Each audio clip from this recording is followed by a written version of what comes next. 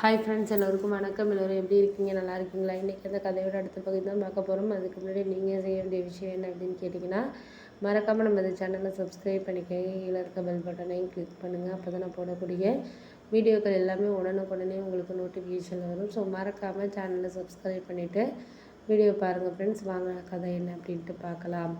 நான் இது மாதிரி அண்ணிக்கிட்ட சொன்னேன். இது மாதிரி ஆமாம், நீ நகை தான் வாங்க போகிறேன், சீட்டு போடுறேன் அப்படின்னோடனே அண்ணி உடனே என்கிட்ட சொன்னாங்க, என்னால் தான் எதுவுமே சேவிங்ஸ் பண்ண முடியல லாவண்யா அப்படிங்கிற மாதிரி சொன்னாங்க. அதுக்கு தான் நான் சொன்னேன், அண்ணன் 1,00,000 வாங்கி ஒரு 10,000 தான் அது செலவுக்கு, மாதத்துக்கு பெட்ரோலுக்கு அதுக்கு இதுக்கெல்லாம் எடுத்துக்கும்.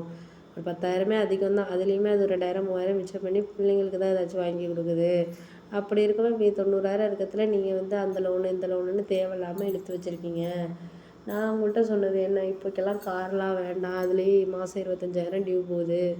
அது மெதுவாக நீங்கள் 25,000 ஒரு 2 வருஷம் 3 வருஷம் சேர்த்திங்கன்னா அழகாக சொந்தமாக வாங்கிட்டு போகலாம். இப்போ 2-3 லட்ச ரூபா வட்டி கட்டுறீங்க அந்த காருக்கு. நான் உங்கள்கிட்ட அன்றைக்கே சொன்னேன், எப்படியும் இது 8 லட்ச ரூபா காருக்கு 4 லட்ச ரூபா கிட்ட வட்டி போகுது. அப்படிங்கிறப்போ அதிகம் தானே அது. அப்படி இருக்கிறதுனால தான் நான் உங்ககிட்ட சொன்னேன் இது மாதிரி அப்படின்னோடனே, அதெல்லாம் எனக்கு புரியுது, புரியாமலாம் கிடையாது அப்படி இப்படின்னு சொன்னாங்க. நாங்கள் வேறு விஷயம் எதுவும் சொல்லலை. ஏன்னா எந்த ஒரு விஷயத்துக்குமே நம்ம ஒரு விஷயம் சொல்கிறோம் அப்படின்னா அதை தகுந்த மாதிரி எடுத்துக்கிறதுன்னு இருக்கணும். அவங்க என்னென்னா நான் இது பண்ணுறத தான் சொல்கிறாங்களே தவிர அவங்க ஒன்றும் சேமிக்க முடியலைங்கிறத இது பண்ண மாட்டேங்கிறாங்க. அதுதான் நான் சொன்னேன், நீங்கள் ஃபஸ்ட்டு இது நம்ம பண்ணணும் செய்யணும்னு மனசார நம்புங்க. நீ அப்படி இருந்தால் தான் சேவிங்ஸ் பண்ண முடியும். எனக்கு என் ஹஸ்பண்ட் எவ்வளோ அனுப்புவார்னு நினைக்கிறீங்க? மாதம் கிட்டத்தட்ட ஒரு 40,000 45,000 ரூபாக்குள்ளே தான் அனுப்புகிறாரு. அதுலேயே நான் வீட்டு வாடகை 5,000 போயிடும். மீதி பிள்ளைங்களுக்கு ஸ்நாக்ஸு வீட்டு செலவெல்லாம் ஒரு 10 ரூபா கிட்ட போயிடும்.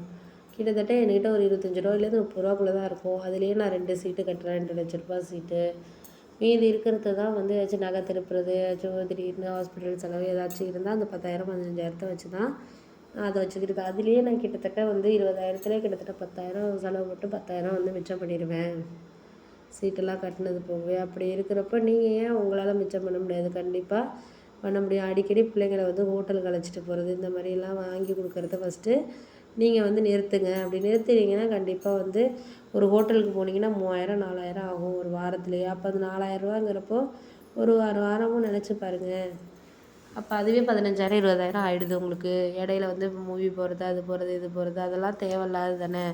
ஏதோ மாதத்துக்கு ஒரு டைம் வேணால் அழைச்சிட்டு போகலாம், அவ்வளோதான். மற்றபடி அவ்வளோ தூரம்லாம் அழைச்சிட்டு போய் என்ன பண்ண போகிறீங்க அப்படி இப்படின்னு சொன்னோன்னே அவங்களுக்கே புரிஞ்சிருச்சு. ஆமாம், நீ சொல்கிறதெல்லாம் கரெக்டு தான், நான் தான் அனாவசியமாக செலவு பண்ணி தேவையில்லாமல் இது பண்ணிக்கிட்டேன் அப்படின்னோடனே, அதெல்லாம் எனக்கு புரியுது, புரியாமலாம் இல்லை, எல்லாமே எனக்கு புரியுது அப்படின்னோடனே, இனிமேனாச்சும் கொஞ்சம் என்னை மாற்றிக்க பார்க்கணும். நானும் ஒரு 3 வருஷமாக ட்ரை பண்ணுறது தான். நான் கண்டிப்பாக கொஞ்சம் மாற்றிக்க பார்க்குறேன். நீயும் சீட்டு கட்டுற இடத்துல எனக்கு சொல்கிறியா அப்படின்னோடனே, சொல்கிறேன் நீ. நான் அடுத்த மாதம் ஒரு சீட்டு புதுசாக ஆரம்பிக்க போகிறாங்க, 2 லட்ச ரூபா சீட்டு. நீங்கள் 10,000 ரூபா சேர்ந்துக்கங்க.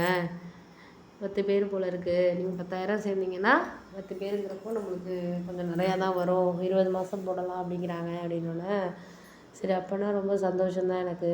ஏன்னா இந்த அளவுக்கு இது பண்ணியிருக்கிறது எனக்கு ரொம்ப ஹாப்பியாக தான் இருக்குது. ஏன்னா இந்த அளவுக்கு எனக்கு ஒரு இது பண்ணுறது கிடைக்கிறதுங்கிறது கஷ்டம்தான்.